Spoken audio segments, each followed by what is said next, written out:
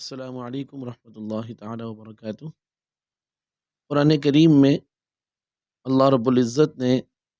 مشرکین کے حوالے سے ایک بات ارشاد فرمائی، انما المشرکون نجس فلا یقربوا المسجد الحرام، کہ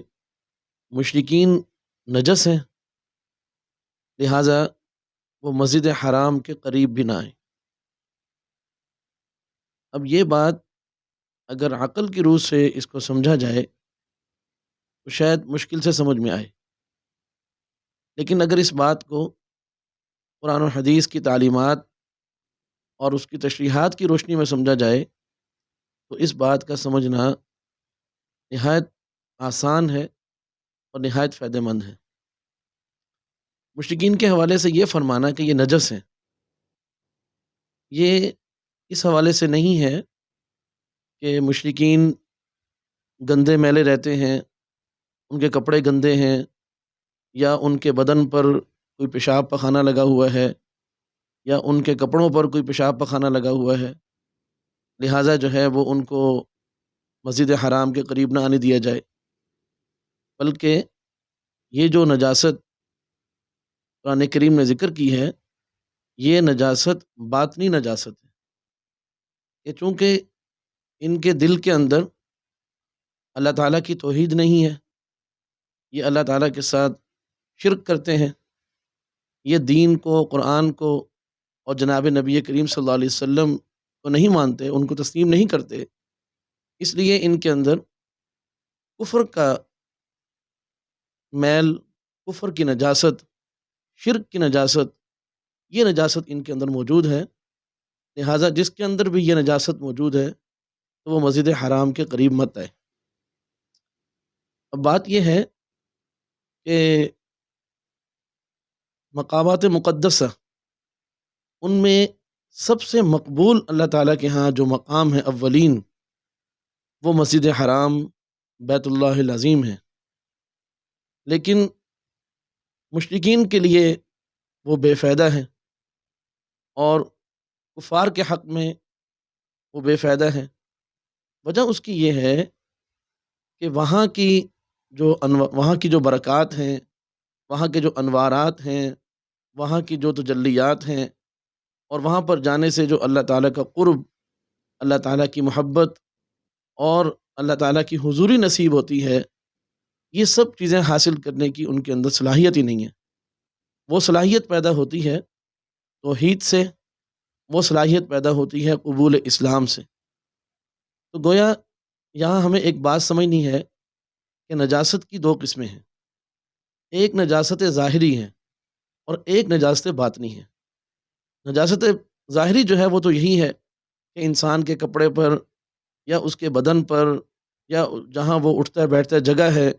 وہاں پر کوئی ایسی نجاست آ جائے تو وہ جو گندگی ہے ظاہری طور پر، پیشاب پخانہ، خون پیپ یا کوئی اور اس قسم کی گندگی، تو وہ پانی بہانے سے، پانی کے استعمال سے وہ ناپاکی دور کی جا سکتی ہے اور پاکی حاصل کی جا سکتی ہے۔ لیکن جو نجاست باطنی ہے وہ اس پانی سے، یعنی جو قلب کے اندر گندگی ہے، زنگ ہے، آلودگی ہے، پلیدگی ہے، وہ اس پانی سے نہیں جائے گی، بلکہ اگر کوئی شخص جو ہے وہ اس گندگی کے ساتھ ملوث ہو، وہ سمندر اور دریا میں بھی غوطے لگا لے، عطر استعمال کرے، خوشبو استعمال کرے اور کوئی اور چیز استعمال کرنا چاہے، لیکن وہ پاکیزگی حاصل نہیں کر سکے گا۔ باطنی نجاست میں جو پاکیزگی حاصل ہوگی وہ آسمانی پانی سے، جس کو ہم وحی الہی کہہ سکتے ہیں، دین کہہ سکتے ہیں، اسلام کہہ سکتے ہیں، ایمان کہہ سکتے ہیں، قرآن کریم کی تعلیمات کہہ سکتے ہیں، ان کو قبول کرنے سے اور اپنے آپ کو ان کے مطابق ڈھالنے سے ہی باطنی نجاست جو ہے وہ دور ہوگی۔ اب یہ بات، اس تمہید کے بعد جو بات ہمیں سمجھ میں آ گئی وہ یہ ہے کہ نجاست باطنی دور کیے بغیر انسان اللہ تعالیٰ کا قرب جو ہے وہ حاصل نہیں کر سکتا۔ اسی بات کی روشنی میں آنے والے رمضان مبارک کے حوالے سے ایک بات عرض کرنی ہے کہ رسول کریم صلی اللہ علیہ وسلم نے یہ بات ارشاد فرمائی کہ تم رمضان مبارک آنے سے پہلے اپنے نفسوں کو اس کے لیے تیار کرو اور پاکیزہ بناؤ،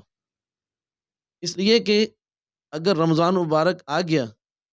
لیکن انسان نے اپنے آپ کو اس طرح منزہ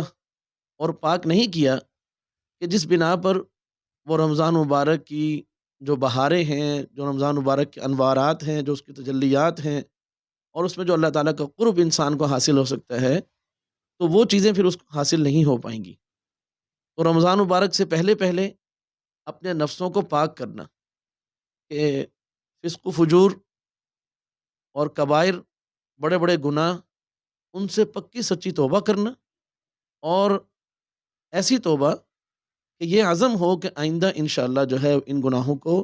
کبھی بھی اختیار نہیں کروں گا، بلکہ ان سے ہمیشہ دور رہوں گا، اور نیکی تقوی کو اختیار کر کے اپنے قلب کو، اپنے دماغ کو، اپنے ذہن کو رمضان مبارک کی انوارات اور اس کی تجلیات حاصل کرنے کے لیے تیار کرنا۔ بہت سی برائیاں ایسی ہیں کہ اگر وہ انسان کے اندر موجود ہوں تو رمضان مبارک جیسا مقدس مہینہ اور اس کی مقدس ساعات، مقدس گھڑیاں، رات کے اوقات، تہجد کے اوقات، سحر کے اوقات اور افطار کے اوقات، یہ سب چیزیں ہوتے ہوئے بھی چونکہ اس نے اپنے آپ کو اس قابل نہیں بنایا کہ وہ ان سب چیزوں سے اپنے لیے فوائد سمیٹ سکے، تو رمضان مبارک جیسا مہینہ بھی اس شخص کے حق میں بھرپور فائدہ مند نہیں ہو سکتا۔ تو رمضان مبارک آنے سے پہلے پہلے تمام گناہوں سے اپنے آپ کو پاک کرنا، اپنا محاسبہ کرنا، اور نیکیوں کو اختیار کر کے اپنی طبیعت کو رمضان مبارک کے حوالے سے تیار کرنا، یہ آج کی ہماری جو مجلس ہے اس کا خلاصہ ہے کہ ہم رمضان مبارک کے آنے سے پہلے پہلے اپنا محاسبہ کریں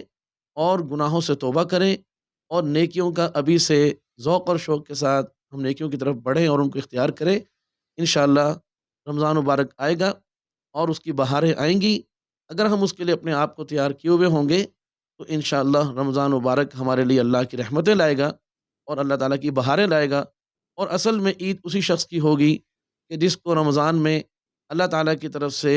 رضا کا پروانہ مل گیا، جنت کا پروانہ مل گیا، اسی شخص کو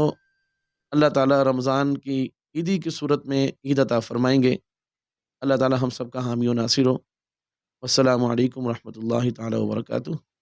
محمد احمد ادریس، مدیر جامعہ دارالعلوم رحیمیہ ملتان۔ يا نفس إن لم تظفري